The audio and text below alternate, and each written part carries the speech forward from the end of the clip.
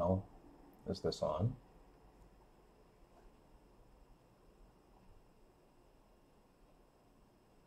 Sound check. Well, is this on?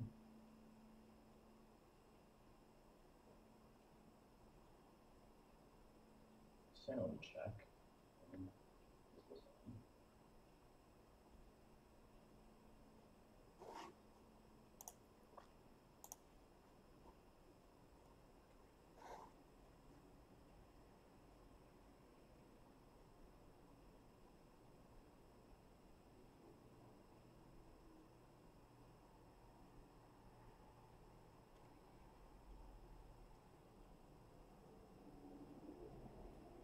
Yay, people can hear me.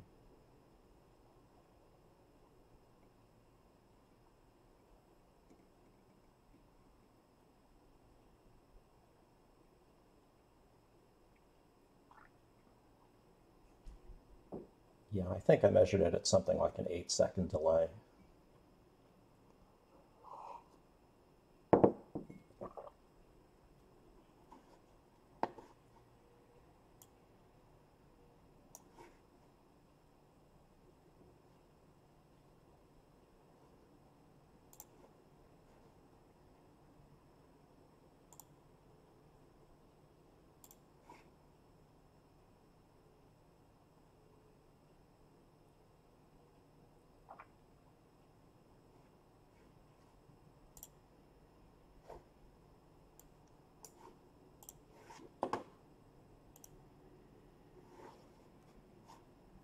Ding! Greetings, RISC-V friends, and welcome to another live stream.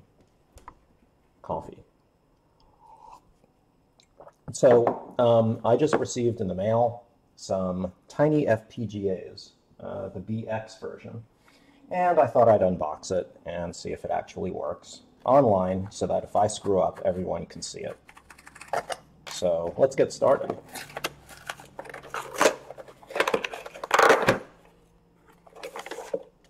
It's a note.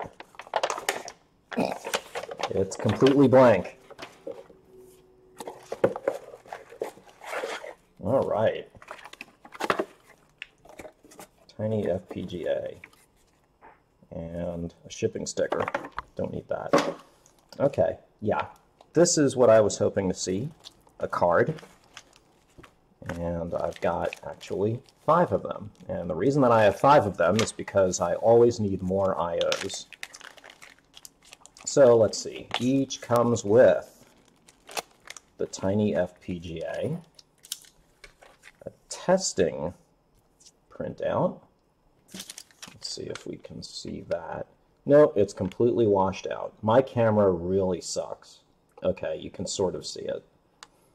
Anyway, it's got a bunch of passes on it, which is, of course, good, because if they didn't have any passes on it, Luke would not have sent them out. And we have a, yes, TinyFPGA pinout card in the style that everyone knows and loves. And this is the back. Let's take a look at it, actually.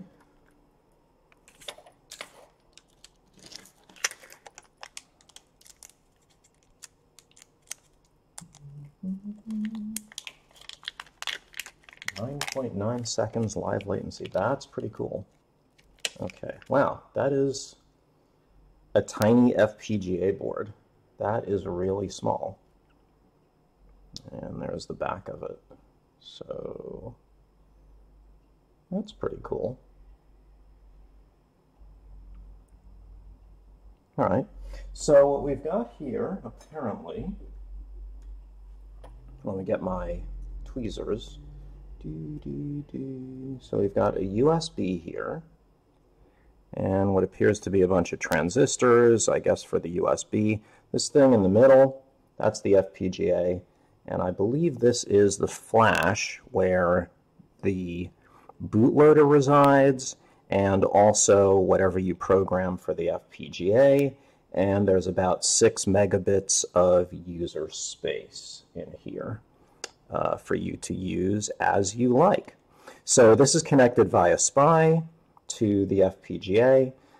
Initially, when the board is powered up, I guess the FPGA pulls the bootloader from over SPI from flash, which activates the USB thing, and we get to do a bootload. Well, why don't we do that then? So let's pull out the TinyFPGA guide, and let's make this a little bit smaller. Yeah, okay. I think that's probably good. Okay, so let's go to the top. Now, I've done this already beforehand because installing software is pretty boring. I'm using Windows 10, so I'm following the Windows thing. There is something for OS 10, and unfortunately, there is nothing for Linux. And that's kind of disconcerting. But anyway, so you install Python 3.6, which I've done. Then you install Apio, which is a tool that makes it very easy to run the open source FPGA toolchain. The open source FPGA toolchain that they're talking about is, well, it's iStorm actually, but it's based on Yosis, which Clifford Wolf has developed. And basically, this tool chain is able to program any of the ICE40 chips from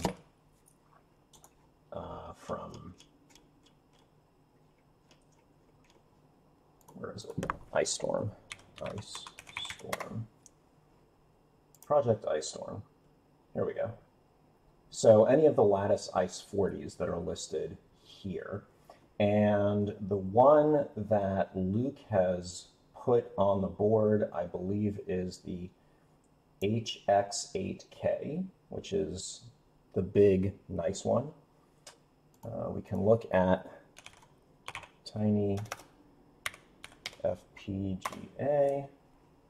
and yes, it's the LP8K, which is, let's see, LP1K, here we go, LP8K, which is a BGA, and it's got 178 IOs, not all of which are brought out, simply because this is a BGA and not a, and it doesn't use like a 10-layer board, so you can't access all of the pins.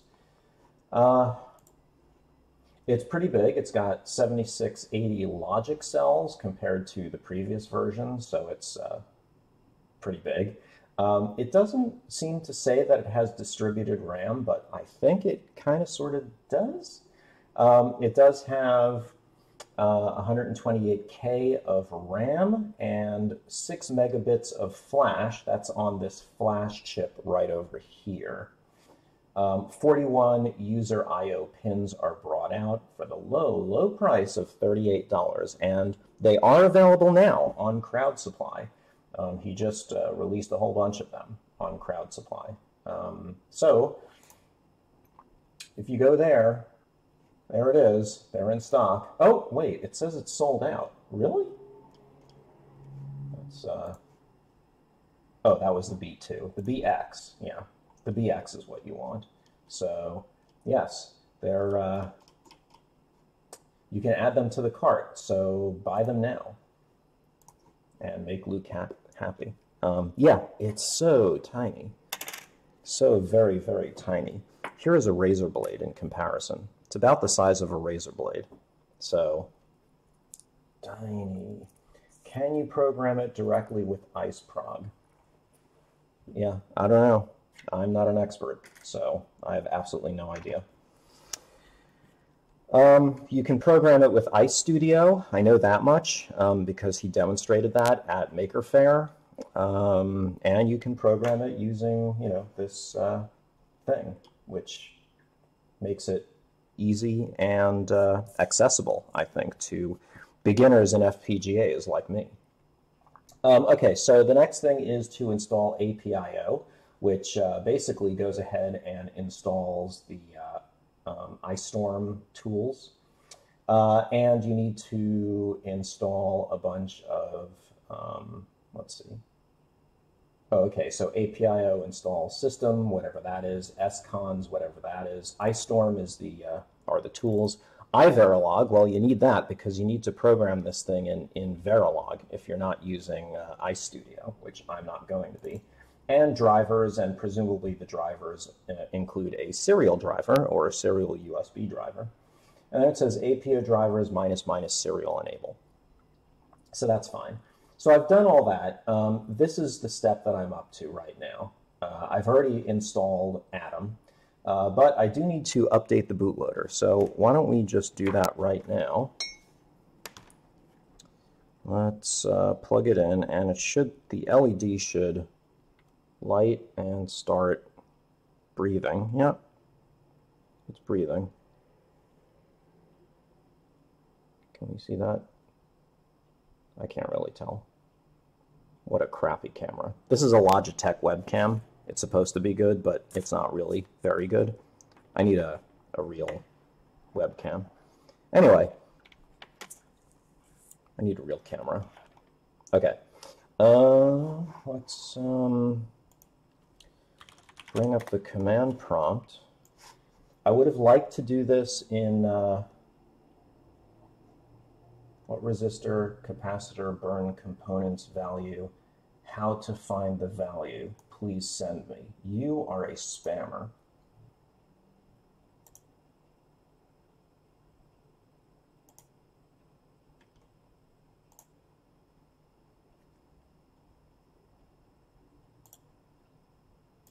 Okay.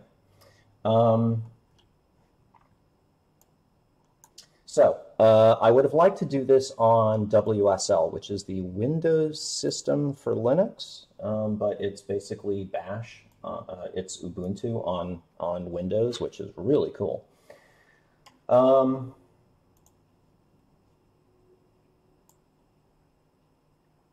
What are you using this TinyFPGA BX for? That's right. I suppose that I should do that as an introduction.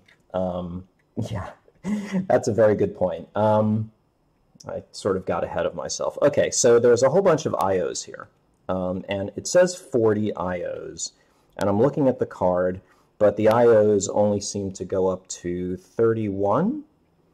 They start from 1 and they go up to 31. There is, I guess you could use the LED as 1, the clock, I guess, USB if you wanted to.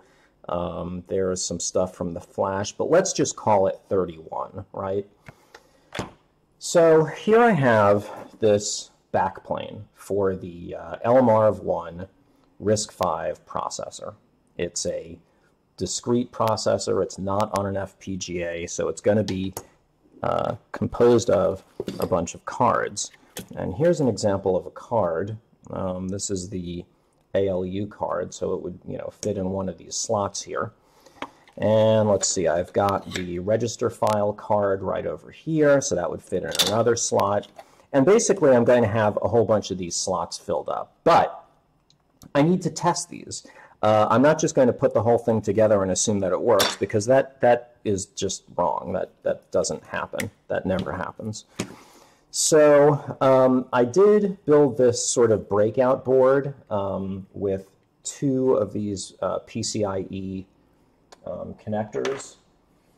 And, I could just plug this in and hook up these wires and, write a program. But the problem is that, first of all, there's lots and lots of IOs, right? The register file alone has to access all 3 32-bit buses. That's already 96 control lines, 96 data lines, plus the control lines. So we're already talking like 100 or 120 lines. And an Arduino certainly isn't going to cut it. But nevertheless, I'd like to test everything. So what I thought is that I would get a whole bunch of these, right? These are just FPGAs, so we're not dealing with an operating system. We don't have any delays or anything like that. Atom is an amazing editor. It is actually pretty cool. Personally, I use Sublime Text as my main editor, both here and at work.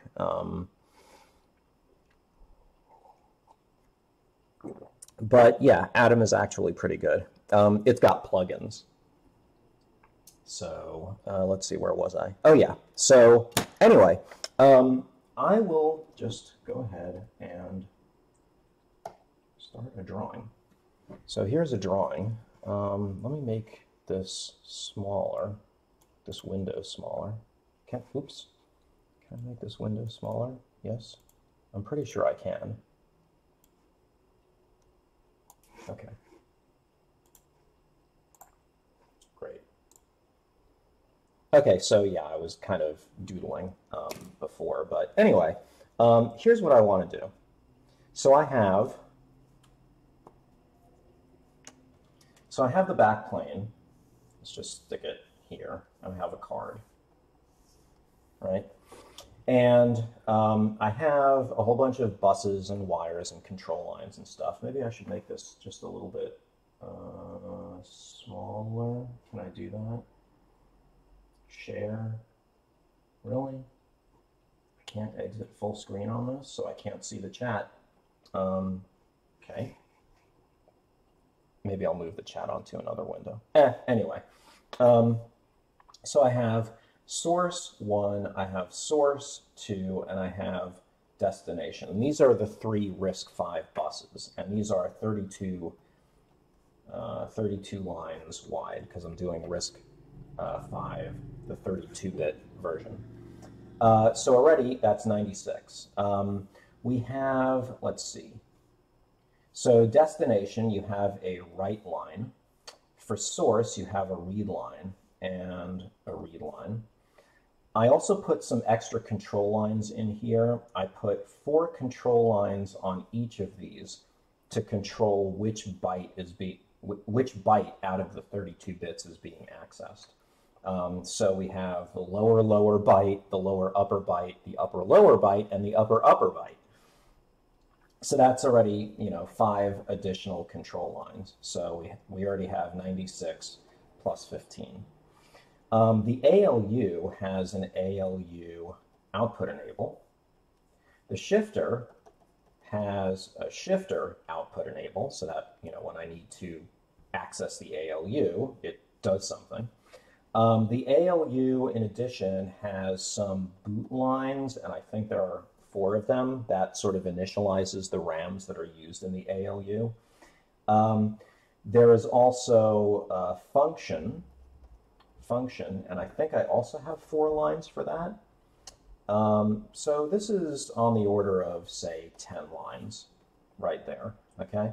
And that's all that I've built. I haven't built like the instruction decoder or the memory or anything, or the memory controller or anything like that. So already we're up to, this is 32 times 3 plus 25. Well, let's just round it up and just call it 32 times 4, right? That's 128 lines. So what I want to be able to do is control at least some of the 128 lines and then read some of the other 128 lines and basically send test patterns and make sure that I get the response that I'm expecting. And that way I can test each of these cards individually.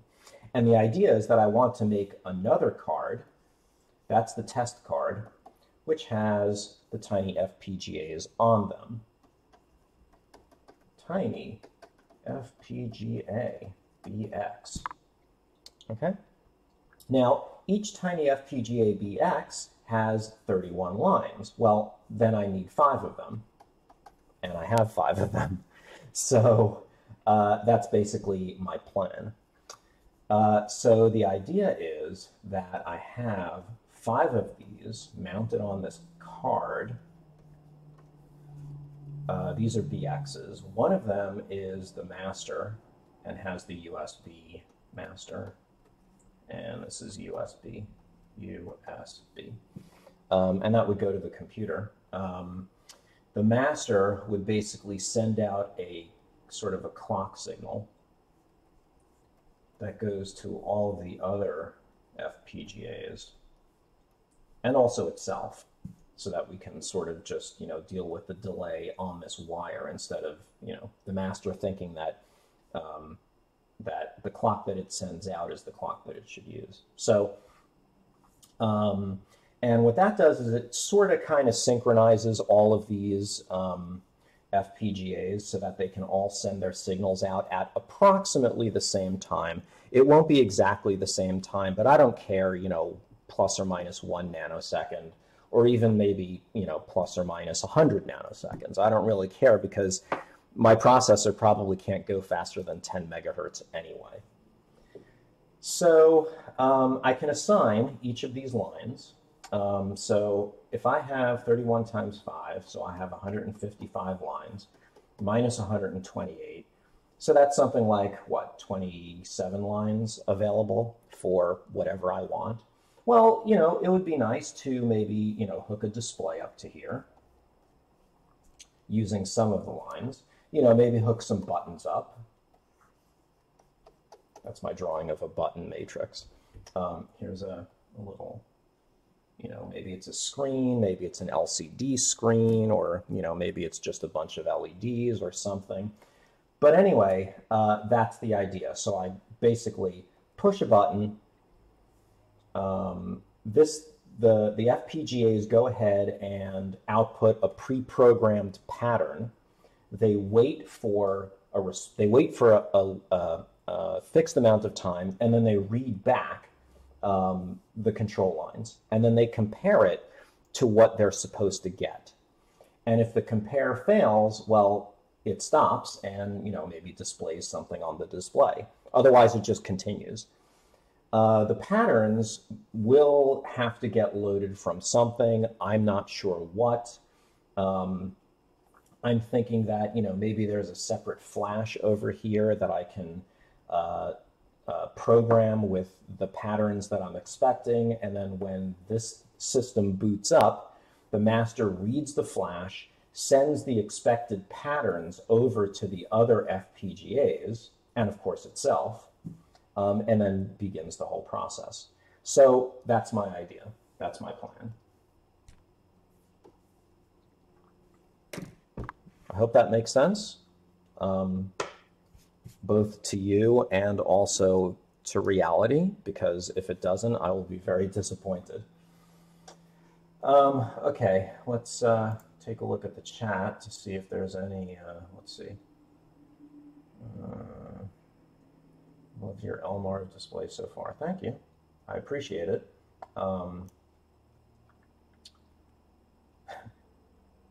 They always think, can you sing it live for them? I'm building a RISC-V processor, not on an FPGA, but I'm using an FPGA, so I'm allowed.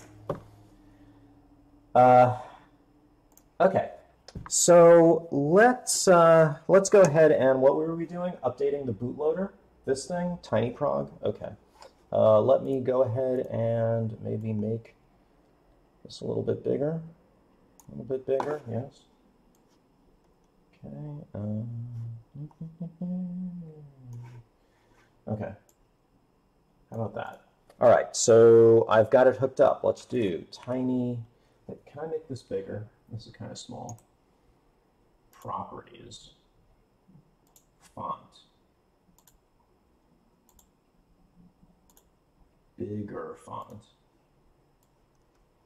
I hope that's better. Okay, so TinyFPGA ---- update bootloader. There's an update available. Yes. Fetching stage 1. Wow, okay. It actually works, I guess. Now it's waiting for it to reconnect. And it failed. Exception. Why? Waiting for stage 1 to reconnect. Oh boy. Well, let's run the updater again, and hopefully it's been programmed. Am I using an MX Brown keyboard? Yeah, I forget what color keys these are, but they're the sort of semi-clicky keys. Yeah, they are MX keys, but yeah, I don't know. These are just the keys on my laptop, and I specifically chose the somewhat clicky keys because I like those. I highly recommend a keyboard called DAS keyboard, D-A-S keyboard. They make the best keyboards with whatever keys you like, and I love them. Anyway, only one board, all connected and active boards are up to date. Excellent. So it actually did write the bootloader, it updated it, and I guess just the TinyProg updater has a bug in it where I guess it doesn't exactly reconnect, but it's all good. It's all good. Okay, the next step is to install Atom, which I've already done. And let's see. And I've installed all the plugins. So let's just go on to the first project tutorial. Connect the USB cable. I've already done that. Copy the template project, which I think I've already done. Anyway, let's start up Atom. Atom.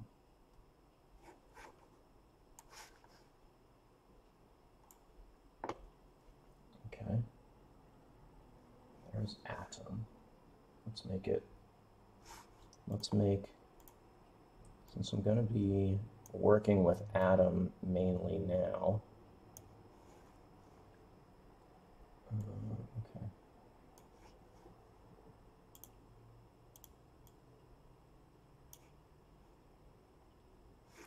Great. Okay, and I also need this.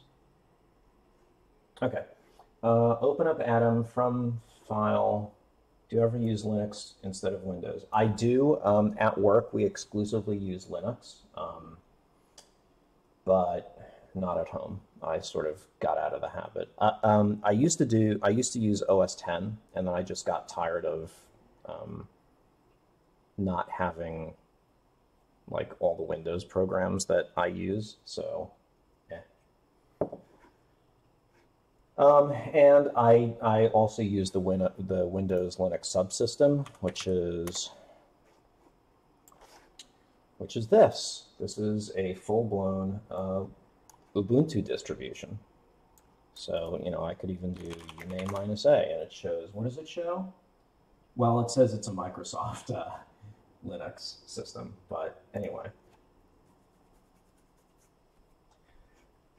Yeah, so I use that on occasion. Okay, copy the template project from the TinyFPGA BX repository. So I did, and I don't remember where I put it, so I guess I'm going to have to download it again and put it somewhere.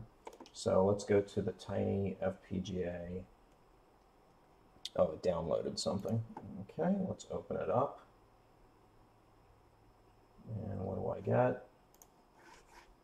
I get 7-zip opening up on another screen.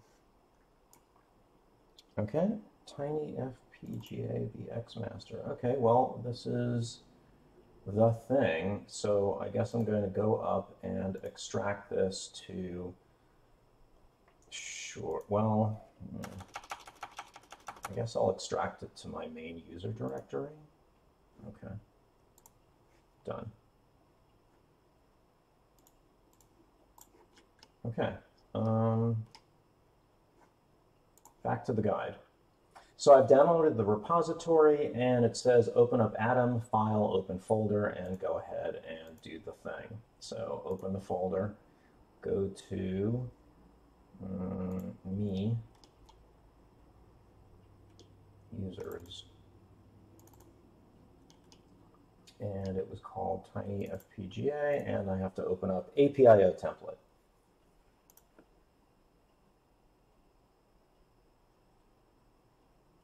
Okay.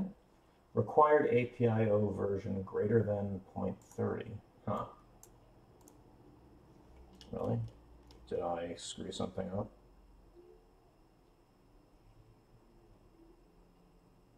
I'm pretty sure I did this.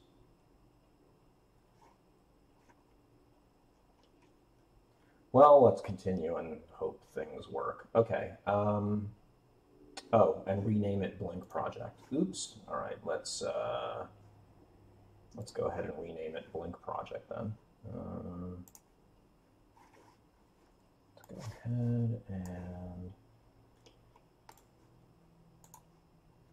go to C, users,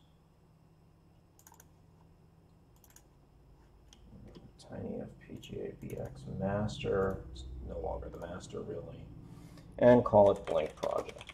Blink Project, great. Okay, file, open folder, Blink Project.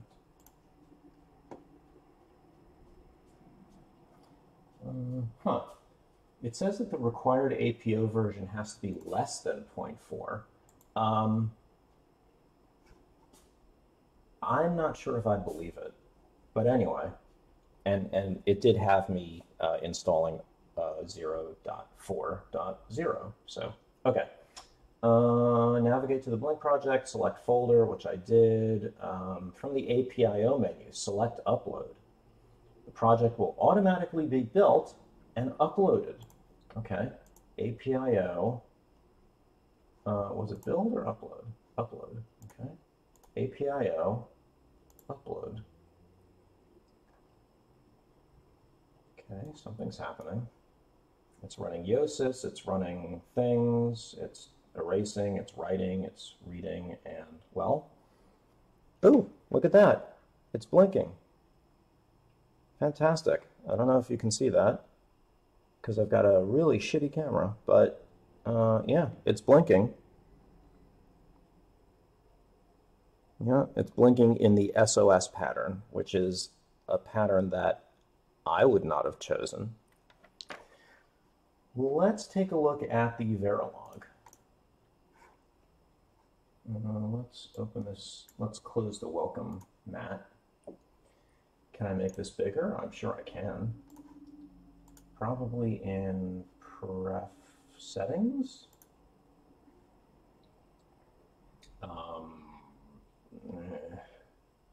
Editor settings. Font size. How about 18? Better. Control and scroll. Yeah. I'm kind of reluctant to use control and scroll because I think if you do that in Chrome, it actually zooms, but yeah, let's, very nice. Very cool. Okay, so here it is. This is the Verilog. So let's see. We start with a module called top, and these are the quote arguments. Now, I'm not by any means good at Verilog.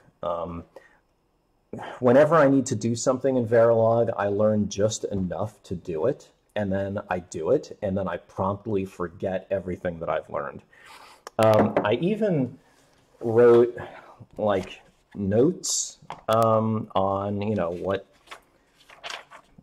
what are the basic Verilog things. So I know that there are things called modules and registers and wires and stuff, but and I don't know how familiar you are with Verilog, but I'll just sort of step through this and maybe explain it to you like you're 5.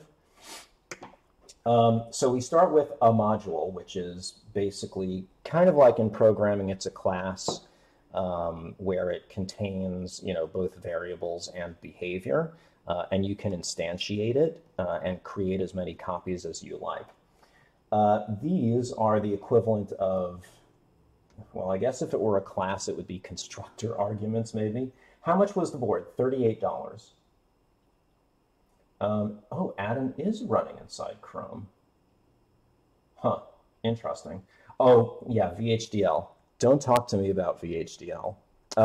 It's just because I don't like Ada. VHDL is sort of more Ada-like, and Verilog is more C-like, and I just like C. Unsubbing, what? I'm sorry, I'm going to have to unsubscribe. Okay, that's okay. I mean, my position on profanity is there's such a thing as casual profanity, and I think it's accepted, but I realize that, on the bell curve, there are just going to be some people who don't accept it. So that's okay. I don't blame you.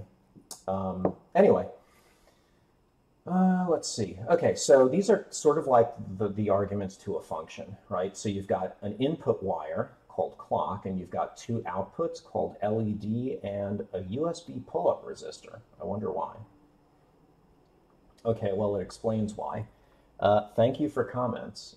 So assign USB pull-up equals 0. So let's see, drive USB pull-up resistor to 0 to disable USB. Okay. I'm not sure why you would need to do that, but okay, I guess that's something I will have to remember. Make a simple blink circuit. Okay, so first we define a 26-bit register called blink counter.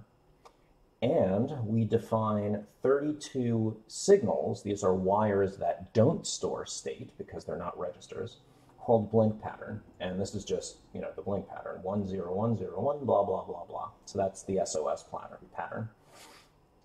Okay, and then we have an always block, and I forget what these blocks are called. There's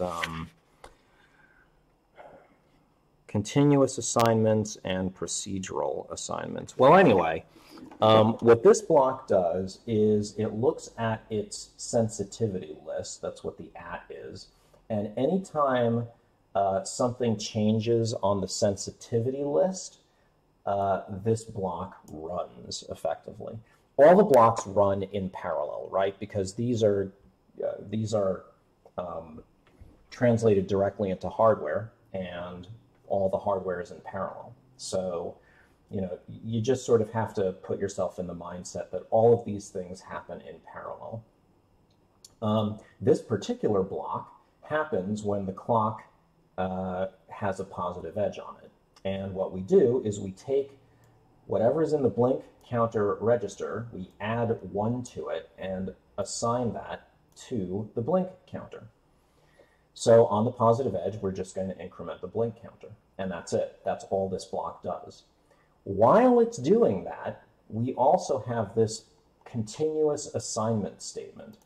Basically what that does is it takes whatever's in the blink counter register, bits 25 through 21, and accesses the blink pattern signal, which remember is a 32-bit, it's just a 32-bit signal, and we're taking the upper 5 bits of the blink counter, so that's of course 32, and we're assigning that to the LED signal, which remember is an output.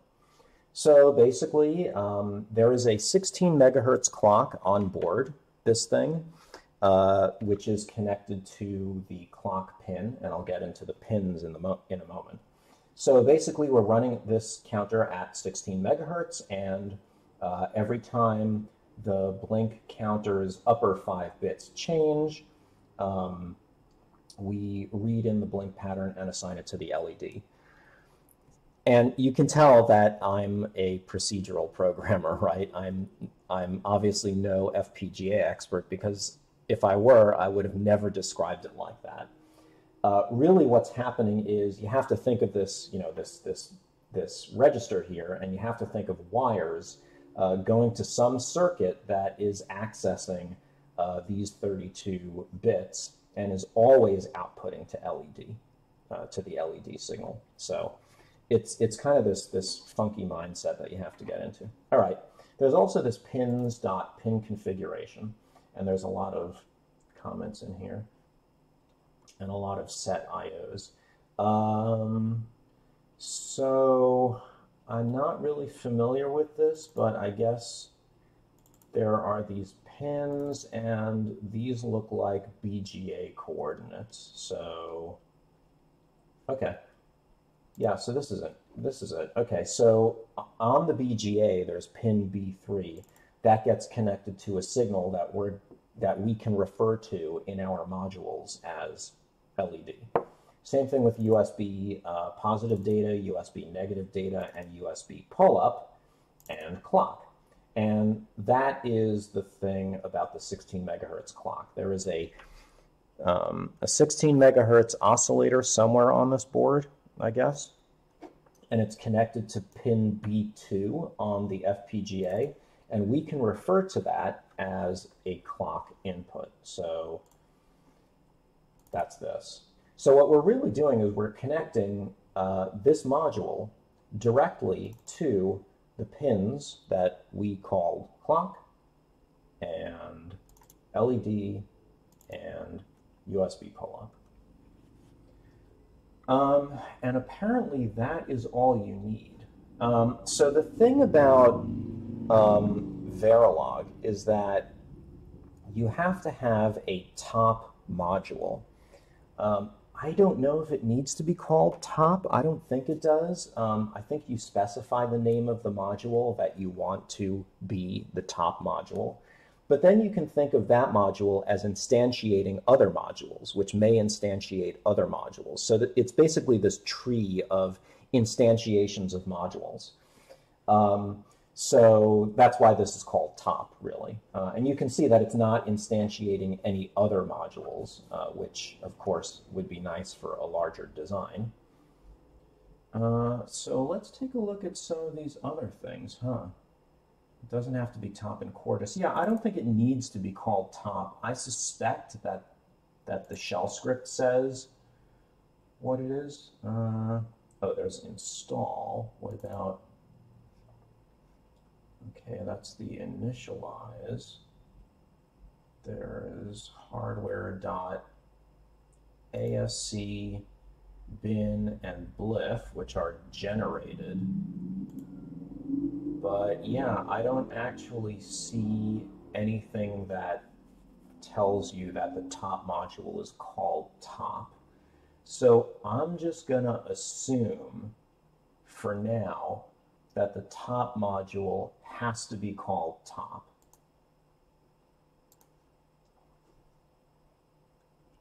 Welcome guide. I don't think I need the welcome guide.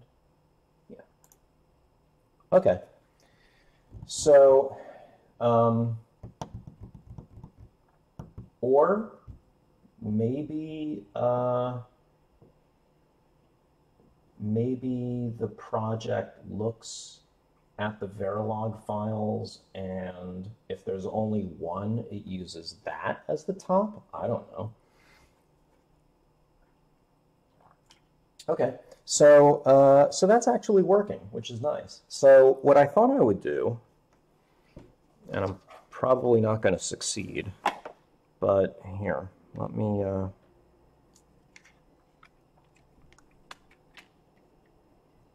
so it's nice that this just worked right out of the box. That's kind of unusual for open source projects. Yes, by the way, everything that TinyFPGA uses is open source. The synthesizer is open source. The place and route algorithm is open source. The bootloader for this is open source, and this is all open hardware, which means that you could actually build your own, which I definitely don't suggest considering that it's got a BGA on it. Yeah, absolutely, exactly. Yeah, I basically came from C and Java, and Verilog makes sense to me, and VHDL does not. So, well, it's a good thing that there are two things to choose from. Interestingly, the open source, the Ice Storm tool chain natively uses Verilog. If you use VHDL, I think it tries to translate it to Verilog first. And of course, sometimes it doesn't do a very good job. So I guess it's a Verilog first world. Okay, so let me make the video a little bigger.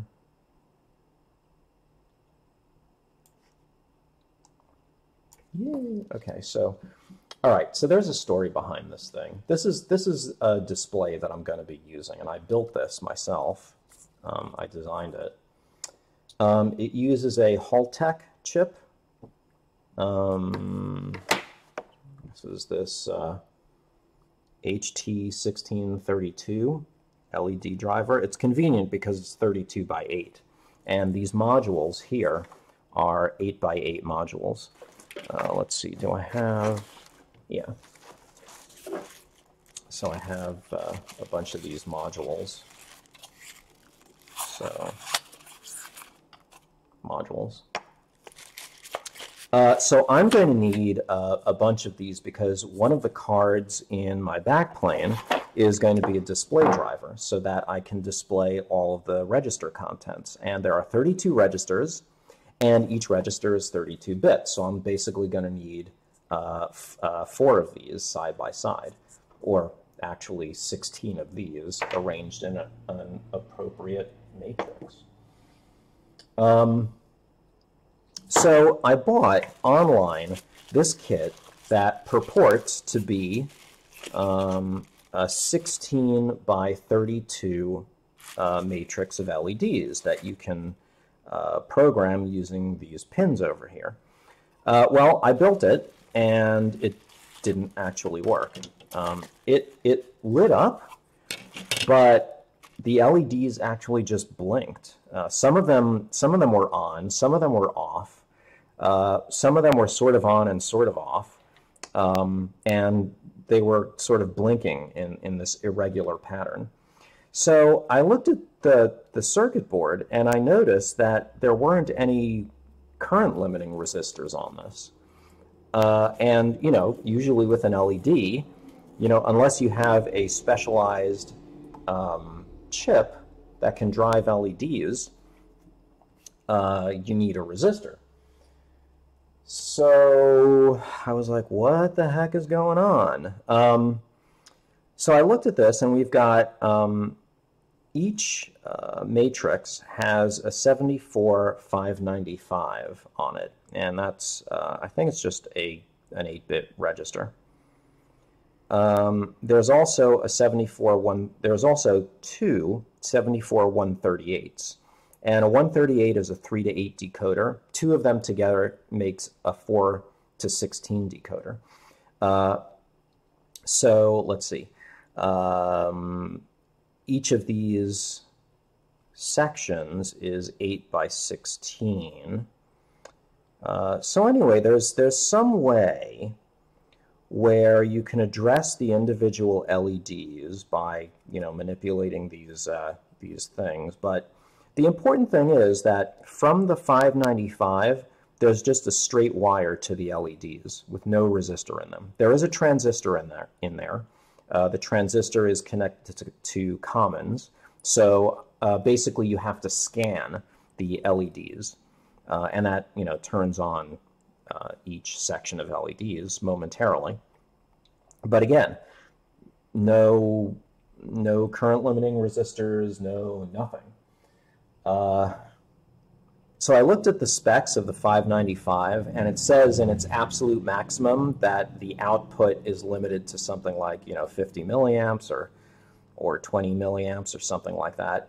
So I think the designer of this board, which this came from China, from somewhere in Shenzhen, I think the designer of the board felt that meant that the chip could only output 20 milliamps, and that if you tried to draw any more, it would actually just clip at 20 milliamps. Well, as far as I know, that's not how chips work. If you exceed the output specification of a chip, you basically drag the chip down and possibly damage it. In this case, apparently, the current was pulled from the chip started to malfunction, and it actually turned itself off. And then it turned itself on again. So, and of course it would do that irregularly. So that's my story about buying these stupid kits. These were $10 each, and I thought, well, you know, that's kind of a steal. You know, if it really is this huge, you know, what is this, 16 by 32 matrix, because then all I need to do is put 2 of them together, and I've got my register display. Well, that was a fail. These boards actually don't work. Nevertheless, I got a whole bunch of these, you know, and I know how those work. So I decided to design my own board based on this Haltech chip. And the Haltech is an LED driver, but you do need to put external resistors on it. It's not one of those special LED driver chips that have an integrated resistor. And why would you? Because, of course, LEDs come in all shapes and sizes and things. So you would need to specify the resistor yourself. So that's what I did. I basically built this, and I connected it to the chip. And I made a few mistakes along the way. I had to respin the board, but it does actually work. And I have an Arduino program that actually does work. One of the weird things that I found about this Haltech chip is that if you look at the block diagram, you can see that there's up here VDD and VSS. That's the logic power supply. And over here on the LED driver, there's LED VDD and LED VSS, which are described as the power supply for the LED driver. So, you know, I thought, okay, well, what they're doing is they're, you know, driving some MOSFETs in the LED driver, and the MOSFETs are connected to a separate power supply. So I said, well, that's great, because I do want to feed the LEDs with, you know, maybe 5 volts, and the rest of my system is a 3.3 volt logic system. Voltage agnostic, oh, current limiting. Oh yeah, that would make sense. But again, you know, you have to be able to adjust the currents somehow, and I guess you can do that in these special chips. But anyway, this just, you know, connects common and the other signals to one of these power supplies. The neat thing about the Haltech chip is that if you have anode common or cathode, if you have common anode or common cathode, this will work because there's a register that you can set which flips the polarity of the signals, which is really cool. This is a very versatile chip. I really like it, and it's fairly cheap if you can find it. And I could only find it from a place in China, and I'm like, great. Sourcing more things from China. And the last time I tried to source a chip that I couldn't find from China, I got a fake one. Well, anyway, I got these, and they sure look legit. They seem to work. So the thing that I was talking about the separate power supplies is that they don't actually seem to be separate. First of all, of course, you would want to connect the VSSs together. That, you know, that wouldn't affect anything. But I thought, okay, I'll use 3.3 volts on VDD, and I'll use 5 volts on the LED's power supply, and, you know, everything will work out fine. Well, it didn't, because I hooked up VDD to the 3.3 volt output of the Arduino. So the Arduino board that I'm using is this Teensy 3.6, clearly not as teensy as Tiny. So apparently teensy is bigger than Tiny.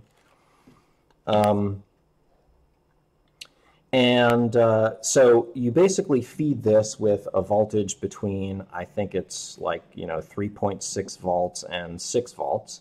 And it's got a regulator on it that regulates it down to 3.3 volts. So I thought, okay, well, I'll use that to power the logic part of the Haltech chip. And then I'll have a separate 5 volt power supply, which I'm using to power the regulator. And I'll just hook that up to the LED side of this. And, well, I measured the voltages, and apparently the output of this regulator went from 3.3 volts to 5 volts. And I'm like, why?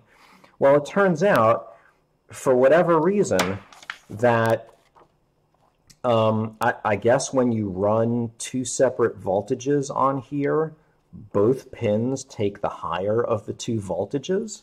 So basically what I was doing was I was feeding the output of the Arduino's regulator with 5 volts, which of course, it survived. The board is fine with that, but it just means that I don't think I can actually run the LED side at 5 volts. Which is okay. I can run it at 3.3 volts and just, you know, adjust the resistors. So anyway, that's my story. And I purposely designed this board. Let's see if I have, yeah, I have, I purposely designed this board to be slightly smaller than the size of this so that I could just, you know, put multiples of these boards together and hopefully it would look a little bit seamless.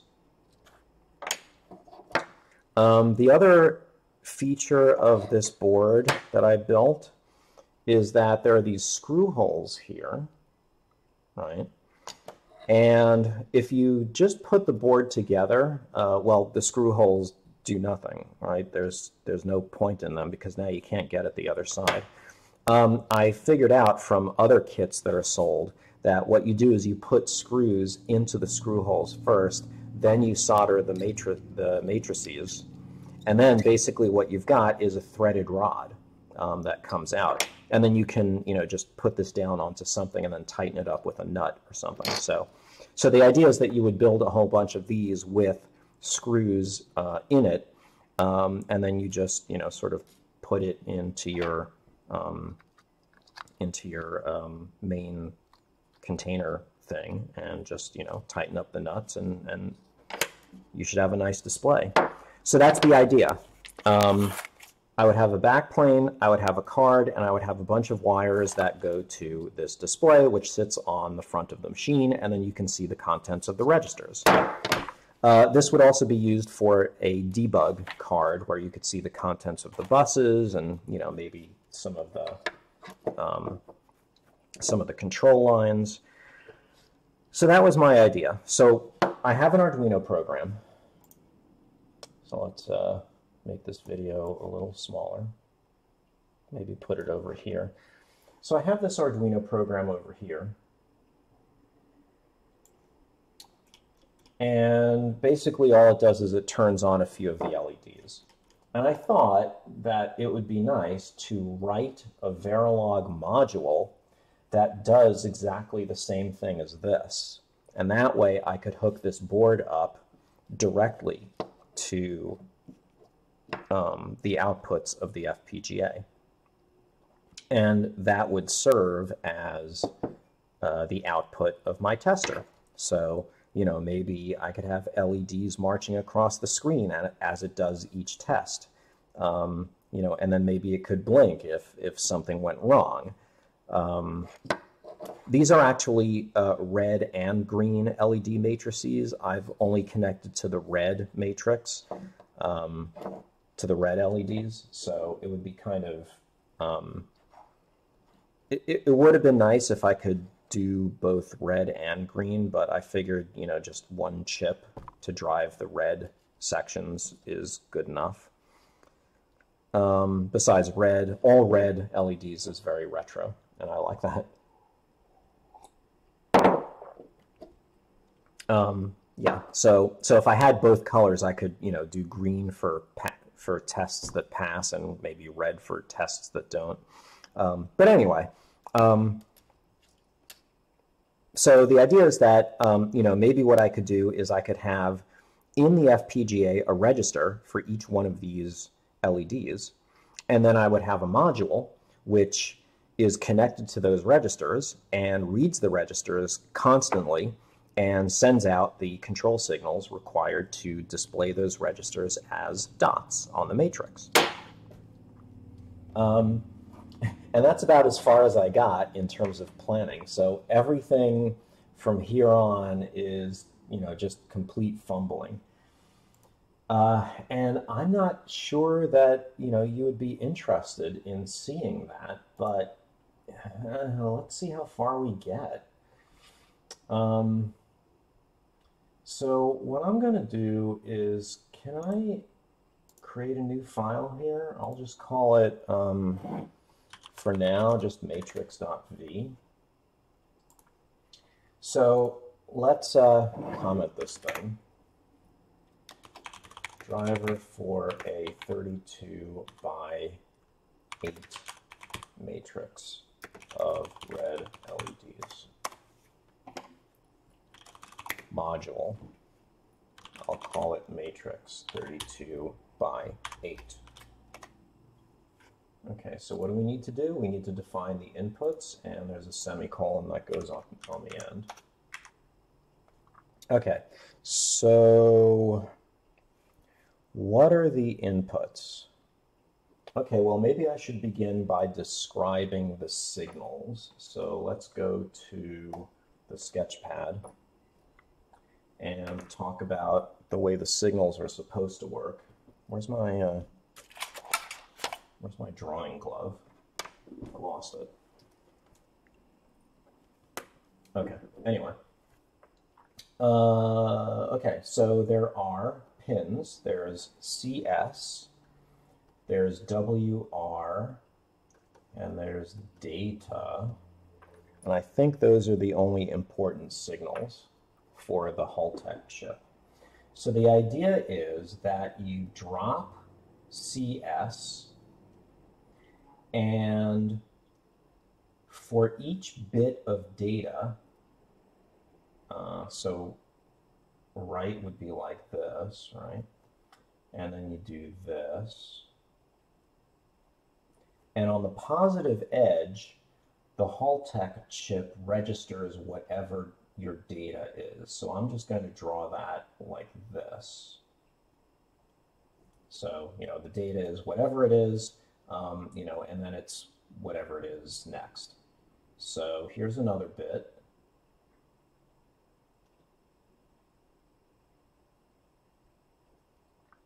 And that's basically how you clock data into the thing. Now, the Haltech chip uses commands. And let's see. So one of the commands that I send is, let's see, it's in the back somewhere. Yeah. Okay, so one of the commands, it starts with 100, 100, and then you do a system disable, which is 0000, 0000, and then a final bit which doesn't matter. So they call this the command ID. This is the command, and this is an I don't know. I guess they treat it as part of the command, but every command seems to end in a don't care bit.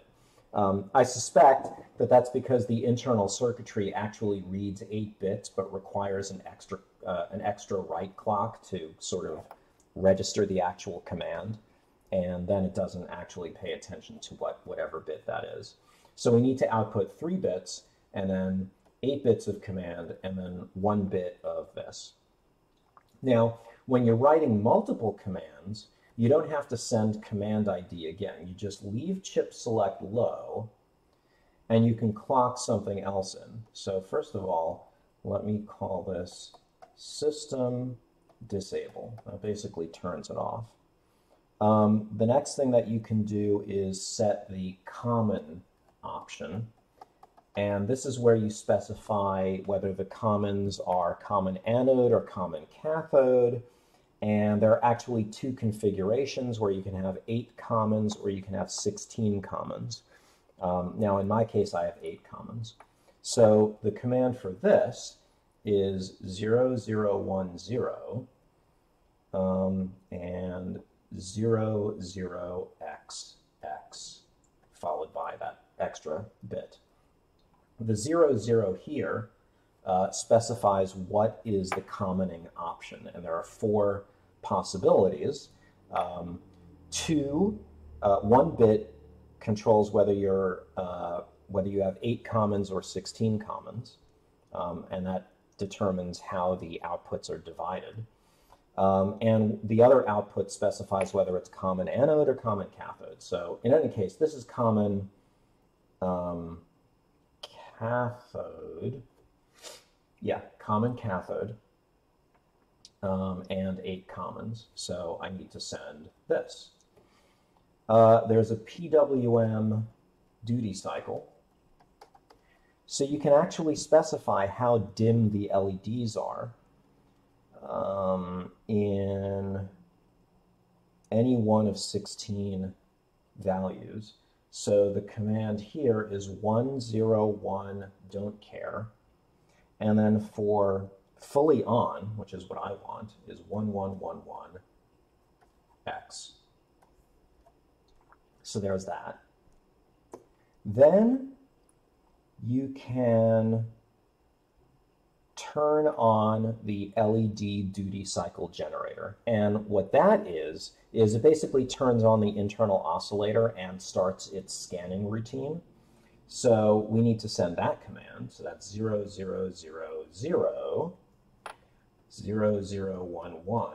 X. This is LED is on. And at that point, you can issue the final command, which is to enable the system again. So that's 0000 X.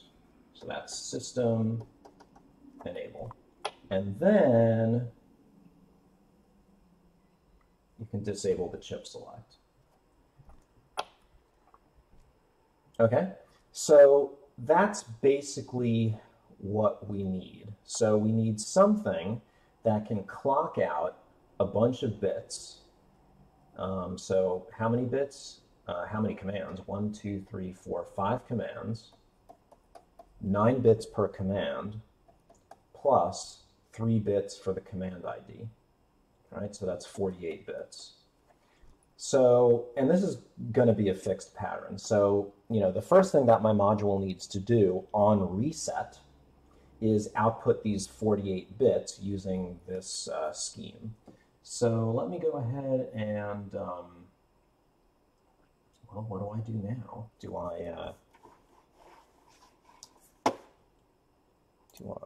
do this? Oh, yeah, okay, that's cool. So the first thing that you always want is a clock. So we need an input clock. The next thing that you typically always do is you include a reset. And for some reason, traditionally, this is a negative reset. So I'm just going to do that. And for now, I'll just leave that like that, and we're done. Do I need a trailing comma? No. Okay, so this is the input clock, active low reset. Okay, so what's next? Let's close it with an end module. Okay, so now, remember that I had something equivalent to this pattern, right? And it was 48 bits. So what I'll do for now, I guess I put a tab in here, wire, and it's a 47 down to 0. And I put in the name. So this is the init pattern equals 48 tick binary. That's the way you specify a binary literal, you know, and then stuff. And it starts off with 100, and, you know, we continue. So I'll just, you know, fill this with zeros and fill it in later, semicolon. Okay, so that's our init pattern.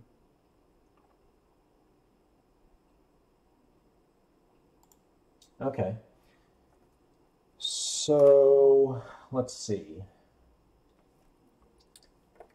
Always at positive edge of clock, I want to do something. No, end module, end.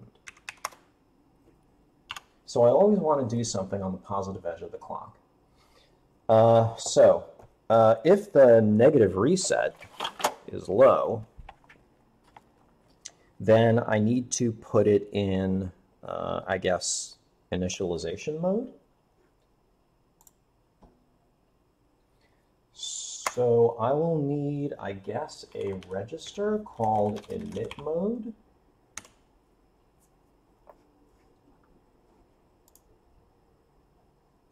I guess.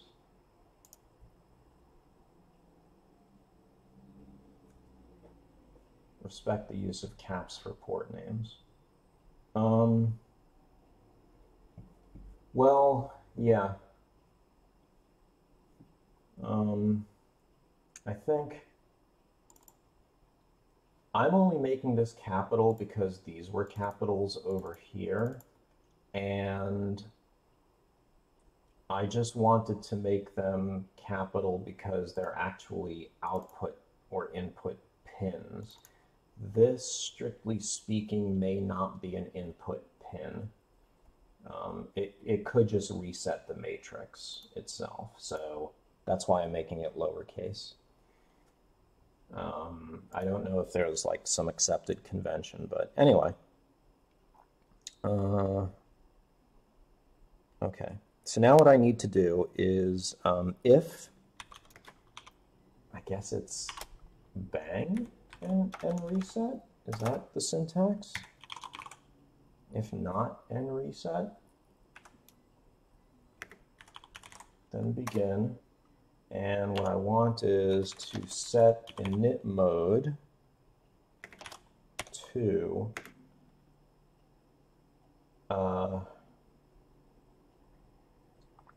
so there's this thing where I believe you should use a 2 flip-flop synchronizer on the N reset to prevent metastability issues.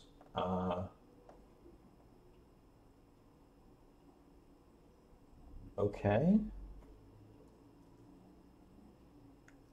Okay, so yeah, I kind of sort of get what you're saying, but I'm not familiar enough with the pattern to just be able to rattle it off. So what I'll do is I'll put a to-do in here. How come synchronous reset versus asynchronous?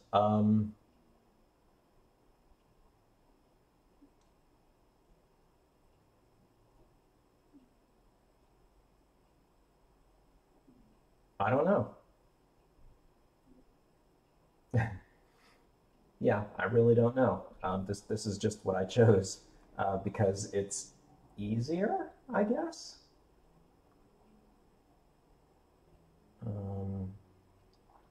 Okay, so I'm going to put a to-do here. Maybe 2-stage. All right, so init mode gets 1-bit binary 1.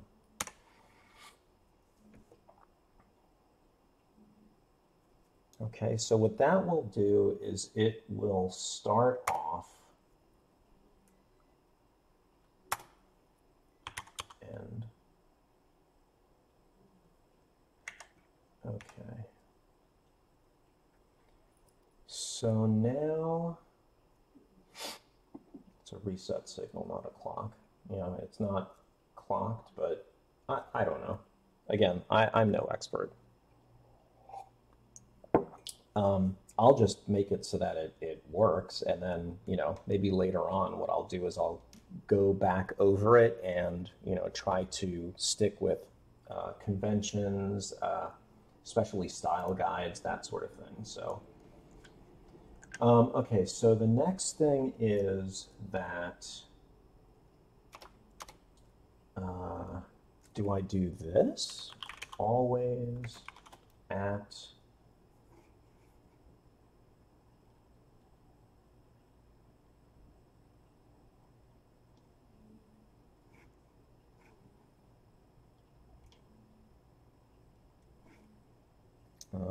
neg edge, pause edge, init mode. I don't know if that's the right thing to do. So this is a block that's running in parallel. So the moment it detects that init mode went high, this is probably going to be a bad idea.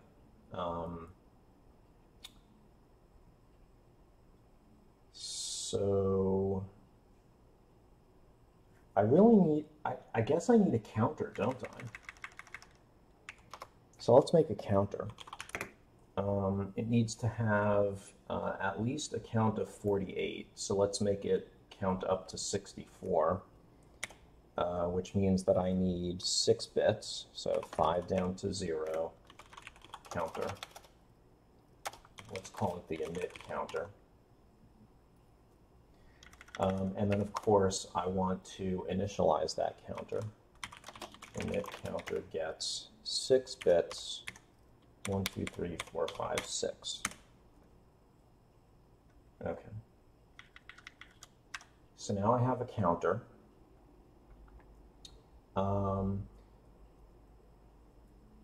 Put an else in the clocking block, and then check for init mode. Oh, okay. So like this. End else begin? No. So when not in reset, it checks for init mode. Right. End else if init mode begin and okay, so like this. Oops, uh-oh, I hit a key. All right.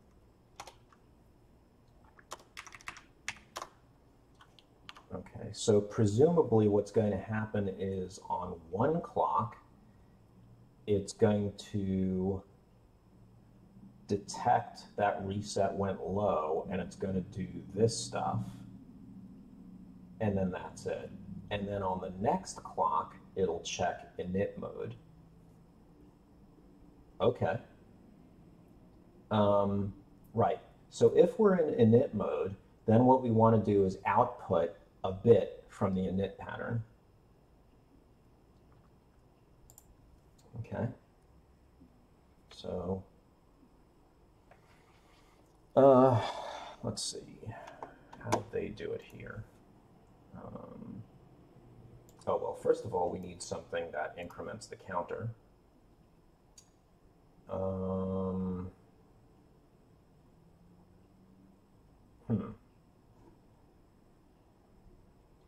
Yeah, this is, I'm not sure when we're supposed to initialize the counter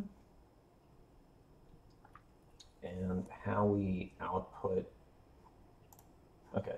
Oh, first of all, I do need some output signals, don't I?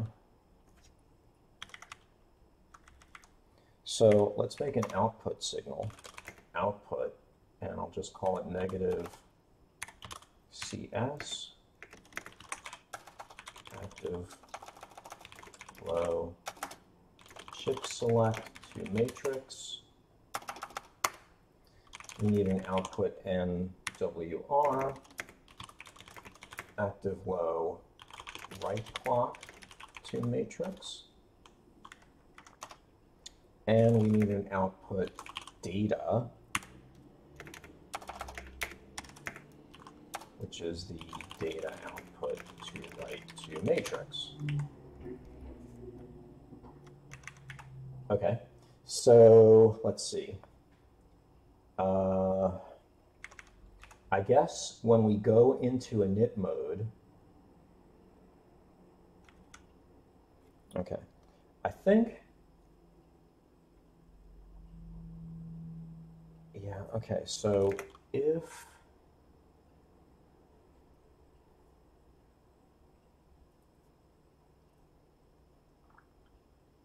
yeah, I'm not sure how this is supposed to work, but if init counter equals 6, is that how you do equals, I guess?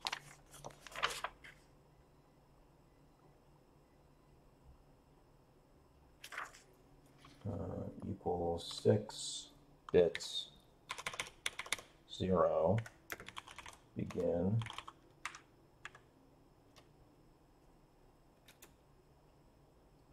I do want negative CS to get 0. I also want negative right. Actually, here, what I want is negative right to be initialized at 1. I want negative CS to be initialized at 1. Okay, so here we drop CS, and then I actually want to wait 1 clock. So maybe I really need a state machine here, but I'll just do this the stupid, naive way. Let's see. So first of all, it's 1:18. I've been at this for about 80 minutes. I think I'll probably go maybe until 1:30 because honestly, looking at me fumbling around coding Verilog that I'm not familiar with is probably very boring. And you know, I'd rather just sort of like, you know, present the finished product and just go through it line by line, explaining, you know, what each line does and why. This isn't very interesting, so I think I'll probably just stop the stream right here, because honestly, there's a lot of research that I need to do. So anyway, yeah, that's pretty much it. So, you know, hopefully the next time I can actually show a video of the TinyFPGA driving this matrix and doing something. So that would be kind of cool. I guess that's about it, I suppose. I'm sorry that there really wasn't very much more exciting happening, but hey, TinyFPGAs, go and buy some because they're useful to have around the house, I guess. So, all right, well, take care. I'll see you, and have a great day.